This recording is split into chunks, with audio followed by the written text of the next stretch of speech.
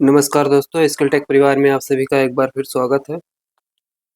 आज का यह क्लास यूपी टेट और बिहार जो स्टेट की परीक्षा भविष्य में होने वाली है, उसी से संबंधित सामान्य विज्ञान का एमसीक्यू करवाया जाएगा, जिसमें आप सभी को 1 to 5 के जो बच्चे इस वीडियो को देख रहे होंगे, 6 to 8 के बच्चे जो देख रहे होंगे और 9 to 10 के बच्चे देख रहे हैं, यदि वहाँ पर विज्ञान के प्रश्न आते हैं तो यह वीडियो आपके लिए उपयोगी होगा और प्रश्न काफ़ी बेहतरीन है इसमें।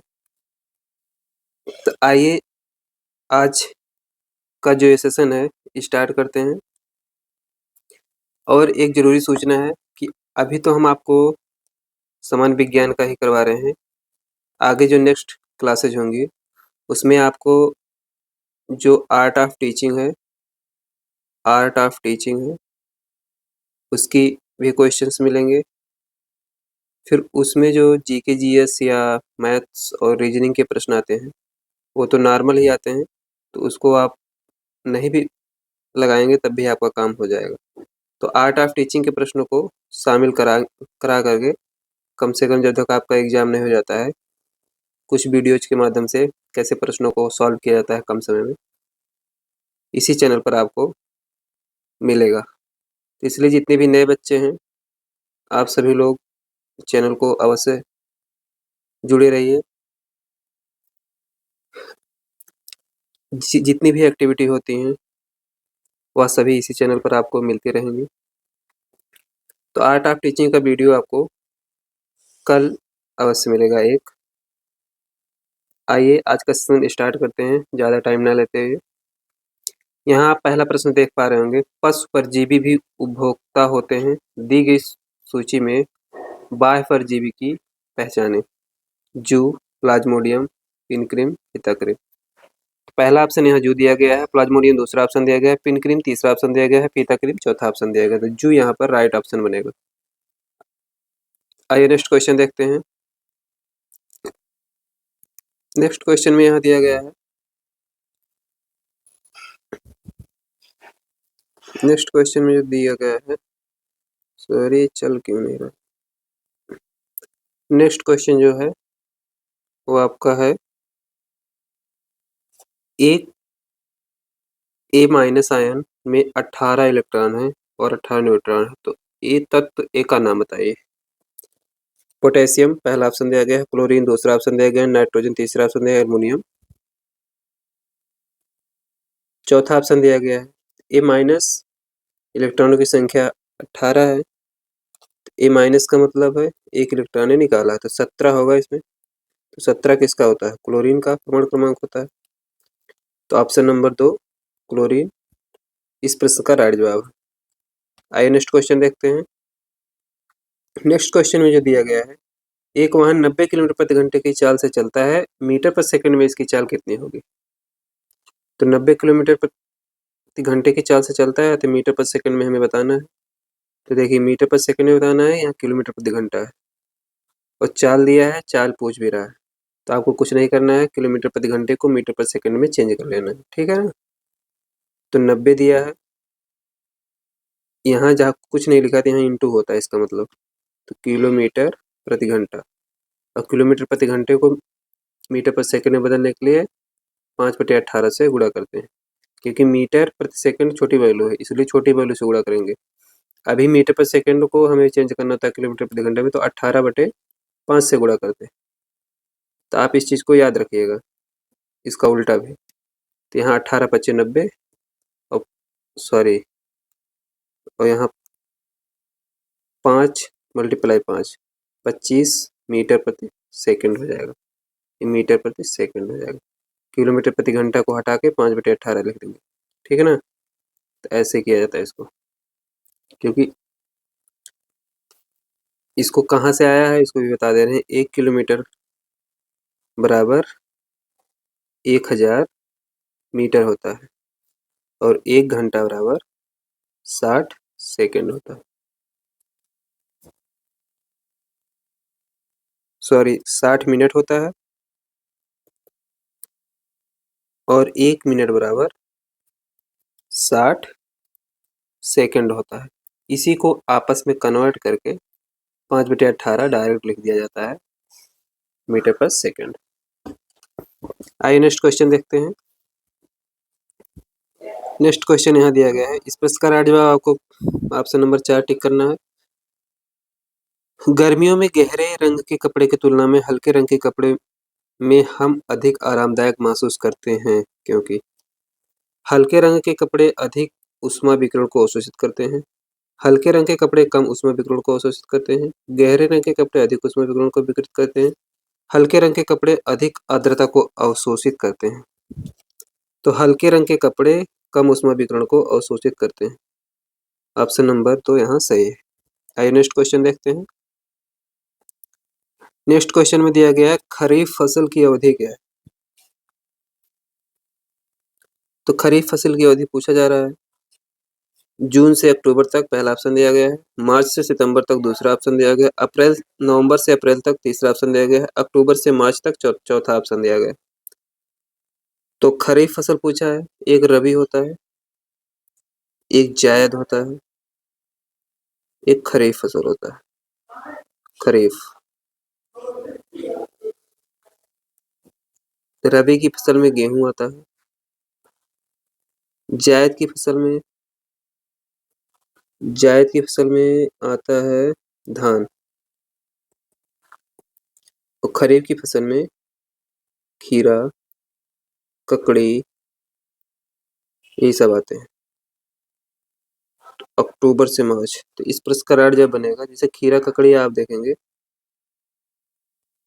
तो गेहूं आपका अभी बोने का टाइम आ जाएगा, नवंबर से स्टार्ट हो जाता है,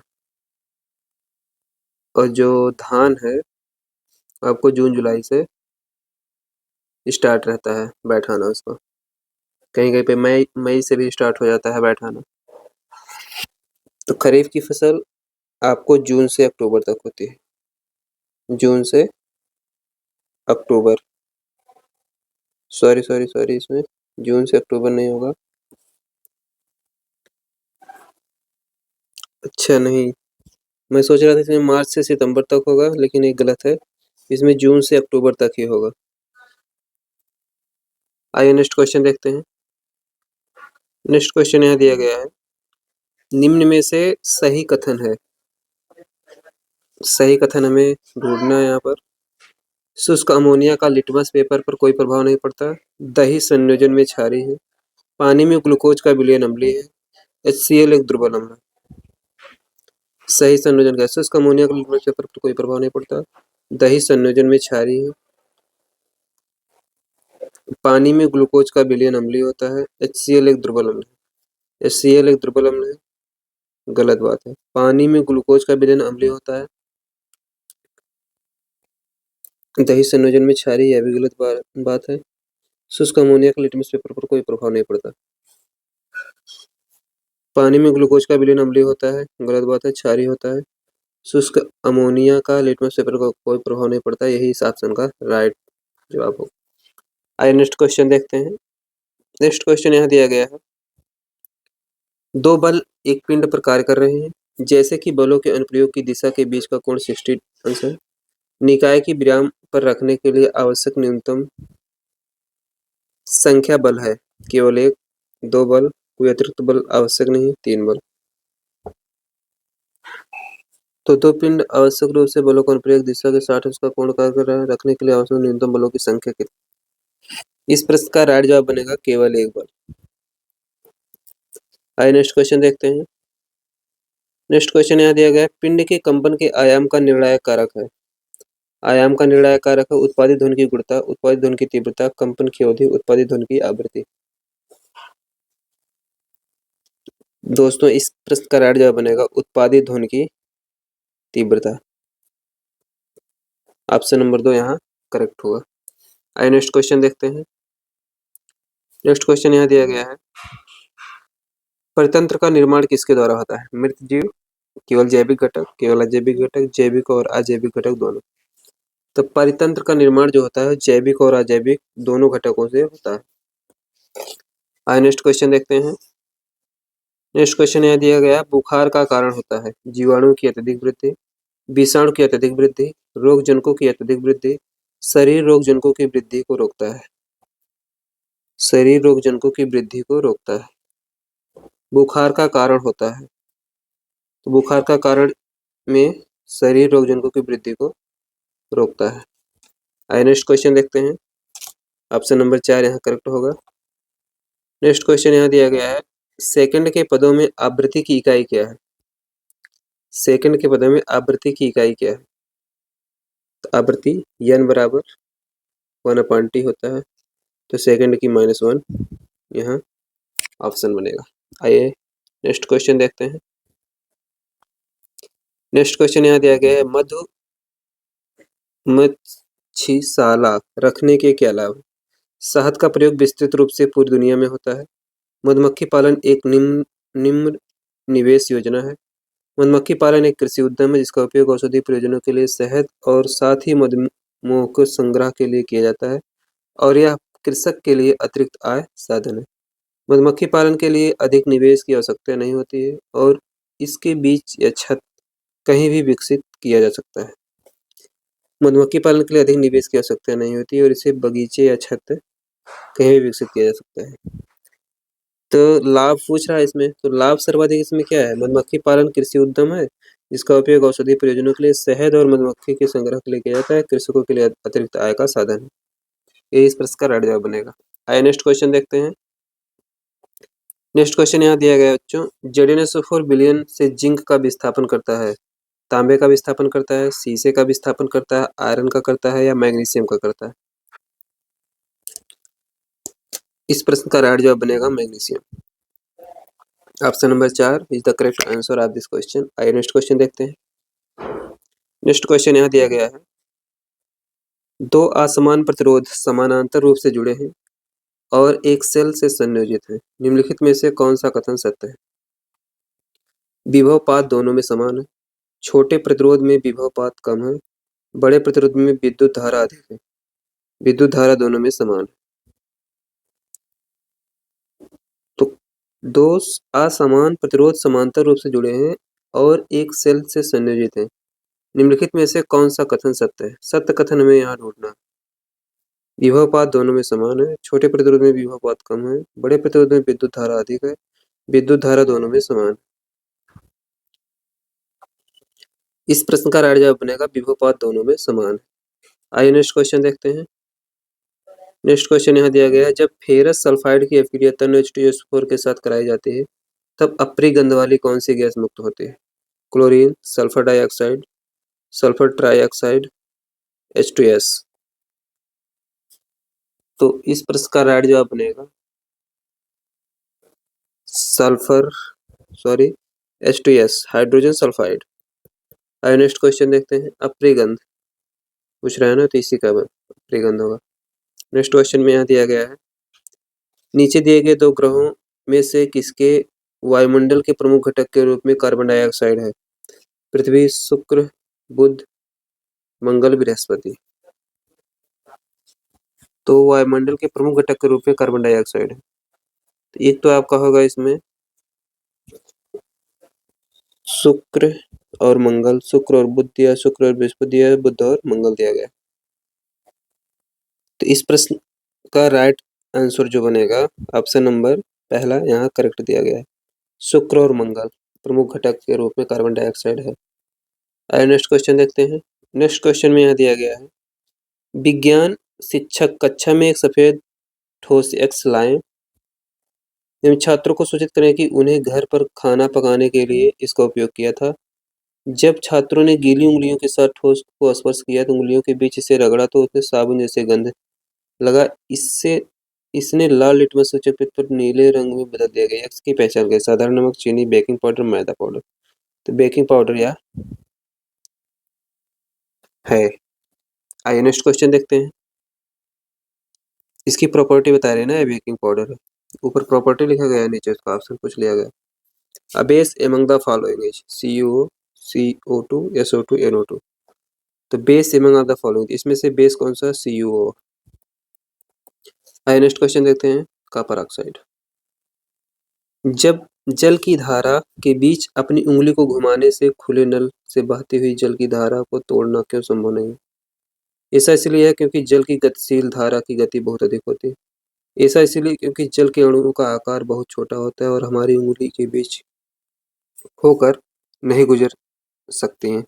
ऐसा इसलिए क्योंकि जल के अणु आकर्षण बल द्वारा एक दूसरे से बंधे होते हैं। ऐसा इसलिए क्योंकि जल की धारा गुरुत्वाकर्षण बल का अनुभव करती है।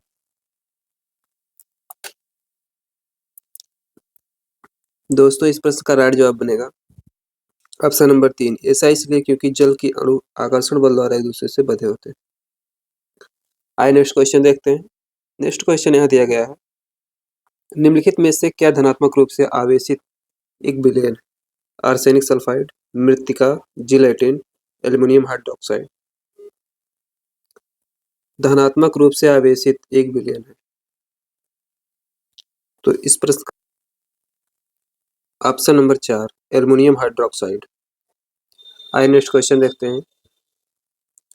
नेक्स्ट क्वेश्चन यहाँ दिया गया है, कृषि क्षेत्र में खरपतवारों की वृद्धि को नियंत्रित करने के लिए आपके द्वारा निम्नलिखित में से किस विधि का उपयोग किया जाता है? स्वच्छता को बनाए रखना, रोग निरोधक उपचार, अंतर सस्यन इंडोर क्रॉपिंग और सस्यावर्धन, आनुवंशिक रूप से रूपांतरित फसल। तो इस प्रश्न का राइट जवाब बनेगा अंतर सस्यन, इंटर क्रॉपिंग और सस्यावर्धन। आइए नेक्स्ट क्वेश्चन देखते हैं। नेक्स्ट क्वेश्चन यहाँ दिया गया, किंगफिशर प्राणी प्लवक मछली एवं पादप प्लवक से बने जलीय खाद्य श्रृंखला में कौन से एक जीव में हानिकारक रासायनिक डीडीटी की अधिकतम सांद्रता होने की संभावना होगी? मछली में, पादप प्लवक में, किंगफिशर में, प्राणी प्लवक में। तो डीडीटी की अधिकतम सांद्रता होने की संभावना होगी तो किंगफिशर यहाँ करेक्ट दिया गया है। आइए नेक्स्ट क्वेश्चन देखते हैं। नेक्स्ट क्वेश्चन यहाँ दिया गया है, विद्युत के माध्यम से वंचित धातु की एक परत को किसी अन्य पदार्थ पर निक्षेपित करने की प्रक्रिया को क्या कहते हैं? विद्युतीकरण, विद्युत मारण, विद्युत लेपन, विद्युत अपघटन। विद्युत के माध्यम से वंचित धातु की एक परत को किसी अन्य पदार्थ पर निक्षेपित करने की प्रक्रिया को क्या कहते हैं? इस प्रक्रिया को विद्युत तो निक्षेपित करने की प्रक्रिया विद्युत लेपन कहलाते हैं। आइए नेक्स्ट क्वेश्चन देखते हैं। नेक्स्ट क्वेश्चन यहाँ दिया गया है, बल आघूर्ण की विमा है ml t की -1, m square l square t की -2, m square l square t square, m l square t की -2। इस प्रश्न का राइट जवाब बनेगा m l स्क्वायर t की -2, बल आघूर्ण की विमा। आइए नेक्स्ट क्वेश्चन देखते हैं। नेक्स्ट क्वेश्चन यहाँ दिया गया है, ऐसी विस्थापन क्रिया जो घटित नहीं होगी उसकी पहचान करें। कॉपर धातु FeSO4 में डूबा हुआ, लौह धातु CuSO4 एक्वस में डूबा हुआ, मैग्नीशियम धातु ZnSO4 एक्वस में डूबा हुआ, एल्युमिनियम धातु CuSO4 एक्वस में डूबा हुआ। ऐसी विस्थापन क्रिया जो घटित नहीं होगी उसकी पहचान करना है। तो कॉपर धातु में डूबा हुआ FeSO4 एक्वस। आइए नेक्स्ट क्वेश्चन देखते हैं। नेक्स्ट क्वेश्चन यहाँ दिया गया, समुद्र तल पर शुद्ध जल का हिमांक और क्वथनांक क्रमशः कितना होता है? 0 सेल्सियस, 7 सेल्सियस होता है, 37 सेल्सियस है, 7 सेल्सियस होता है, 4 सेल्सियस और 100 सेल्सियस होता है, 100 सेल्सियस और 0 सेल्सियस होता है। तो समुद्र तल पर शुद्ध जल का हिमांक फ्रीजिंग पॉइंट और क्वथनांक बॉइलिंग पॉइंट। तो फ्रीजिंग पॉइंट 0 सेल्सियस होता है और जो फ्रीजिंग क्वथनांक होता है वो 100 सेल्सियस होता है। ऑप्शन नंबर पहला यहाँ सही दिया गया। आइए नेक्स्ट क्वेश्चन देखते हैं। नेक्स्ट क्वेश्चन यहाँ दिया गया है, गलत कथन ज्ञात कीजिए। मक्खन मंथन द्वारा अलग किया जाता है, मिश्रण के अवयव मिश्रित होने पर अपना गुण बदल देते हैं, एक शुद्ध पदार्थ एक निश्चित गलनांक और क्वथनांक होता है, दूध एक मिश्रण है। एक शुद्ध पदार्थ का एक निश्चित गलनांक और एक क्वथनांक होता है, मिश्रण के अवयव मिश्रण होने पर अपना गुण बदल देते हैं। गलत कथन पहचानिए। मक्खन द्वारा मंथन द्वारा अलग किया जाता है, ठीक बात है, ठीक बात है। दूध एक मिश्रण है भी ठीक है। गलत ढूंढना ना, तो यही इसमें गलत है, यही इसमें गलत कथन दिया गया है, इसलिए यह सही बनेगा। ये सही दिया गया है, यह भी सही दिया गया, यह भी सही दिया गया। तो ऑप्शन नंबर 2 यहाँ पर हमें टिक करना है। आइए नेक्स्ट क्वेश्चन देखते हैं।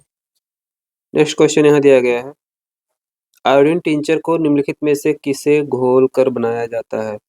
आयोडीन और सोडियम क्लोराइड, एथेनॉल में आयोडीन और पोटेशियम आयोडाइड, आयोडीन और ग्लिसरॉल, आयोडीन और जल। तो एथेनॉल में आयोडीन और पोटेशियम आयोडाइड को घोलोगे तो आयोडीन टिंचर बनता है। ये नेक्स्ट क्वेश्चन देखते हैं। आशा करते हैं आप सभी लोग प्रश्नों को समझ पा रहे होंगे जो मैं करवा रहा हूँ। आप चीज़ों को सुनिए, देखिए आपके दिमाग में चीज़ें सेट हो जाएंगी। ज़्यादा आपको भाग दौड़ नहीं करना है, यहाँ से पढ़ लें वहाँ से पढ़ लें सबसे पढ़ लें, जहाँ से पढ़ना है सही से पढ़ना है बस। आइए नेक्स्ट क्वेश्चन देखते हैं। शंभू एक झोपड़पट्टी में रहता है, जहाँ पेयजल समर्थन दूषित हो जाता है उसे जैसे रोग होने की संभावना हो सकती है। क्षय रोग, खसरा, चेचक, चिकन पॉक्स, टाइफाइड और हैजा। तो उसे टाइफाइड और हैजा होने की संभावना हो सकती है। आइए नेक्स्ट क्वेश्चन देखते हैं। नेक्स्ट क्वेश्चन में यहाँ दिया गया निम्नलिखित में से कौन सा कथन ध्वनि के संदर्भ में सत्य है। सत्य कथन यहाँ ढूंढना है। ध्वनि एक यांत्रिक तरंग है जिसे इसके प्रसार के लिए भौतिक माध्यम की आवश्यकता होती है। ध्वनि एक यांत्रिक तरंग है जिसे इसके प्रसार के लिए भौतिक माध्यम की आवश्यकता नहीं होती है। ध्वनि एक यांत्रिक तरंग है इसलिए यह निर्वात के माध्यम में भी पारित हो सकती है। ध्वनि एक अनुप्रस्थ तरंग है। निम्नलिखित में से कौन सा कथन ध्वनि के संदर्भ में सत्य है। ध्वनि एक यांत्रिक तरंग है जिसे इसके प्रसार के लिए भौतिक माध्यम की आवश्यकता होती है। ठीक बात है। ध्वनि एक यांत्रिक तरंग है जिसे इसके प्रसार के लिए भौतिक माध्यम की आवश्यकता नहीं होती है। गलत बात है। ध्वनि एक यांत्रिक तरंग है इसके निर्वात में भीतर प्रेरित हो सकती है। ध्वनि एक अनुप्रस्थ तरंग है। निर्वात में भी ध्वनि चल सकती है, नहीं चल सकती। ध्वनि एक अनुप्रस्थ तरंग है, अनुदैर्ध्य है। इस प्रश्न का राइट जवाब ऑप्शन नंबर 1 बनेगा। आइए नेक्स्ट क्वेश्चन देखते हैं। नेक्स्ट क्वेश्चन यहाँ दिया गया है उल्टे प्रतिबिंब को सीधा करने के लिए निम्नलिखित में से किसका उपयोग किया जा सकता है। अवतल लेंस, समतल लेंस, उत्तल लेंस, उत्तल दर्पण, उत्तल लेंस। तो उत्तल लेंस का उपयोग किया जाता है। आइए नेक्स्ट क्वेश्चन देखते हैं। मानव नेत्र में प्रवेश करने वाले प्रकाश की मात्रा को किसके द्वारा नियंत्रित किया जाता है। मानव नेत्र में प्रवेश करने वाले प्रकाश की मात्रा को किसके द्वारा नियंत्रित किया जाता है। परितारिका, आइरिस, सूक्ष्ममंडल, पुतली, दृष्टिपटल। इस प्रश्न का राइट जवाब बनेगा पुतली। आइए नेक्स्ट क्वेश्चन देखते हैं। नेक्स्ट क्वेश्चन यहाँ दिया गया है बड़े कुक्कुट फार्म का निर्माण क्यों किया जाता है। मुर्गी के मांस के लिए बड़ी संख्या में ब्रायलर को पालने हेतु, उपयुक्त सभी तथ्य, बड़ी संख्या में अंडे देने वालों के लिए बहुत अच्छी स्फुटनशाला विकसित करने हेतु, कुक्कुट पालन के विकास के लिए कम रखरखाव की आवश्यकता होती है। इस प्रश्न का राइट जवाब बनेगा मुर्गी के मांस के लिए बड़ी संख्या में ब्रायलर को पालने हेतु। आइए नेक्स्ट क्वेश्चन देखते हैं। नेक्स्ट क्वेश्चन यहाँ दिया गया है यदि एक टिड्डे को मेंढक द्वारा खाया जाता है तो यह ऊर्जा का स्थानांतरण कहाँ से कहाँ तक होता है। उत्पादक से अपघटक तक, उत्पादक से प्राथमिक उपभोक्ता तक, द्वितीयक उपभोक्ता से प्राथमिक द्वितीयक उपभोक्ता से प्राथमिक उपभोक्ता तक, प्राथमिक उपभोक्ता से द्वितीयक उपभोक्ता तक। एक टिड्डे को मेढक द्वारा खाया जाता है। द्वितीय उपभोक्ता, उत्पादक से प्राथमिक उपभोक्ता तक, उत्पादक से अपघटक तक, द्वितीयक उपभोक्ता से प्राथमिक उपभोक्ता तक, प्राथमिक उपभोक्ता से द्वितीयक उपभोक्ता तक। तो इस प्रश्न का राइट जवाब बनेगा प्राथमिक उपभोक्ता से द्वितीयक उपभोक्ता तक। अच्छा, प्राथमिक उपभोक्ता, टिड्डा प्राथमिक उपभोक्ता हो गया, द्वितीय उपभोक्ता मेंढक होगा। ठीक है। आइए नेक्स्ट क्वेश्चन देखते हैं। नेक्स्ट क्वेश्चन यहाँ दिया गया है यदि सफेद प्रकाश की एक किरण 30 अंश के आपतन कोण पर समतल दर्पण पर पड़ती है तो लाल रंग के प्रतिबिंब का कोण होगा 30 अंश, 15 अंश, 30 अंश से अधिक, 30 अंश से कम। इस प्रश्न का राइट जवाब बनेगा 30 डिग्री। आइए नेक्स्ट क्वेश्चन देखते हैं। नेक्स्ट क्वेश्चन यहाँ दिया गया है प्राकृतिक रूप से पाए जाने वाले अमीनो अम्लों की संख्या कितनी है। 22 है, 16 है, 20 है, 18 है, या फिर कौन सा ऑप्शन इसमें सही है। इस प्रश्न की संख्या इसमें 20 होती है। अमीनो अम्लों की संख्या जो होती है इसमें 20 होती है। तीसरा ऑप्शन है सही। आइए नेक्स्ट क्वेश्चन देखते हैं। नेक्स्ट क्वेश्चन यहाँ दिया गया एक महीन पाउडर को कैरम बोर्ड पर छिड़का जाता है क्योंकि यह घर्षण को बढ़ाता है, घर्षण को कम करता है, स्ट्राइकर को सही दिशा देता है, गुरुत्व के प्रभाव को कम करता है। तो यह घर्षण को कम करता है। ऑप्शन नंबर 2 यहाँ सही दिया गया। आइए नेक्स्ट क्वेश्चन देखते हैं। पढ़ के ही समझ में आ जाता है ना क्या होगा अगर आपकी थ्योरी और कॉन्सेप्ट क्लियर है तो।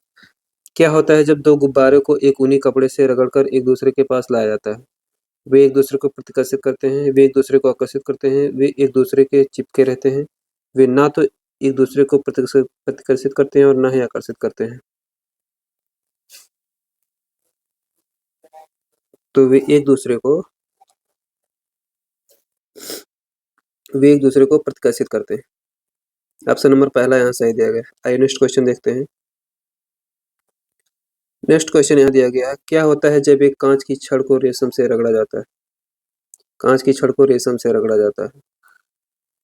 ग्लास रॉड कांच की छड़ ऋणात्मक रूप से आवेशित हो जाती है और रेशम धनात्मक रूप से आवेशित हो जाता है। ग्लास रॉड और रेशम दोनों ऋणात्मक रूप से आवेशित हो जाते हैं। ग्लास रॉड धनात्मक रूप से आवेशित हो जाता है, रेशम ऋणात्मक रूप से आवेशित हो जाता है। ग्लास रॉड और रेशम दोनों धनात्मक रूप से आवेशित हो जाते हैं। ग्लास रॉड धनात्मक रूप से आवेशित हो जाता है और रेशम ऋणात्मक रूप से आवेशित हो जाता है। ऑप्शन नंबर 3 यहाँ सही दिया गया है। आइए नेक्स्ट क्वेश्चन देखते हैं। नेक्स्ट क्वेश्चन यह दिया गया है, विद्युत वाहक सुचालक को एक समान चुंबकीय क्षेत्र में सामान्य रूप से रखा जाता है। चुंबकीय क्षेत्र की दिशा को समान रखते हुए सुचालक के माध्यम से विद्युत को उलट दिया जाता है। आप क्या देखते हैं? सुचालक पर लग रहा बल दोगुना हो जाता है। सुचालक पर लग रहा बल शून्य हो जाता है। सुचालक विराम अवस्था में रहेगा। सुचालक की गति की दिशा उलट दिया जाता है।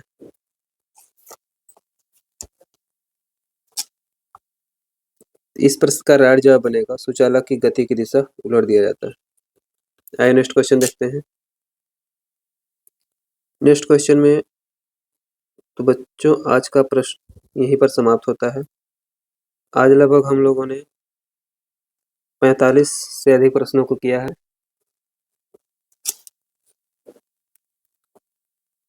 तो इस प्रश्न का राइट जवाब ऑप्शन नंबर 4 है।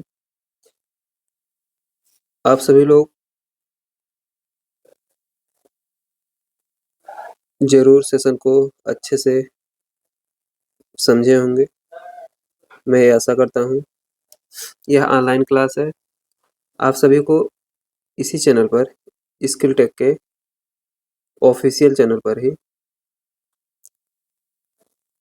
स्किल टेक नाम से सर्च करेंगे, TEK लिखेंगे तो आपको यह चैनल मिल जाएगा। और आपको प्लेलिस्ट में जाना है। प्लेलिस्ट में आपको मैथ्स की भी क्लासेज यहाँ पर चल रही हैं, तो मैथ्स की क्लास को भी आप अपने अकॉर्डिंग पढ़ सकते हैं टॉपिक सर्च करके, क्योंकि उसमें चैप्टर वाइज पढ़ाया गया है मैथ्स की क्लास को और टॉपिक वाइज दिया गया है। जिस टॉपिक को आपको लग रहा है वीक है उस चीज़ को आप वहाँ से अपना कवर कर सकते हैं। बहुत बेहतरीन क्लास है, सूर्यभान सर करवा रहे हैं। बेशक वह RRB के लिए, UPSI के साथ साथ टीचिंग एग्जाम के लिए भी महत्वपूर्ण है, क्योंकि टीचिंग एग्जाम में आजकल हल्के फुल्के सवाल नहीं आ रहे, वह भी इन सब लेवल को टच कर रहा है सवाल। तो आप सभी लोग समझ पाए होंगे जो मैं बता रहा हूँ। जिन भी बच्चों को मैथ्स की क्लासेस करनी है वो अवश्य जाकर प्लेलिस्ट में चेकआउट कर सकते हैं। और हाँ, जो भी नए बच्चे हैं वो चैनल से अवश्य जुड़े रहें, क्योंकि जो भी जरूरी सूचना रहती है, जो भी क्लासेज रहती हैं, इसी चैनल पर आपको करवाया जाता है। आप सभी के लिए यह सेशन बहुत ही इम्पोर्टेंट होने वाला भविष्य में। जिनका भी एग्जाम होगा यूपी टेट का या स्टेट का, वो अवश्य ही अपना रिवीजन के तौर पर या फिर प्रैक्टिस के तौर पर क्लास को अटेंड कर सकते हैं और अपने दोस्तों को भी इस चैनल से जुड़ने के लिए आप हमारे चैनल को शेयर भी कर सकते हैं, क्योंकि जितने भी बच्चे रहेंगे ज़्यादा से ज़्यादा उतना मेरे लिए तो सही है ही, प्लस आपके लिए भी मोटिवेशन का काम होगा। तो बच्चों आज यहीं पर इस सेशन को समाप्त करते हैं। नेक्स्ट वीडियो में फिर मुलाकात होगी, तब तक के लिए आप सभी लोग अच्छे से पढ़ते रहिए। धन्यवाद। सॉरी, खांसी आ रही है इसलिए आवाज़ बाद में थोड़ा से जैसे दबी सी आ गई होगी। नेक्स्ट वीडियो में आपसे फिर से मुलाकात होगी।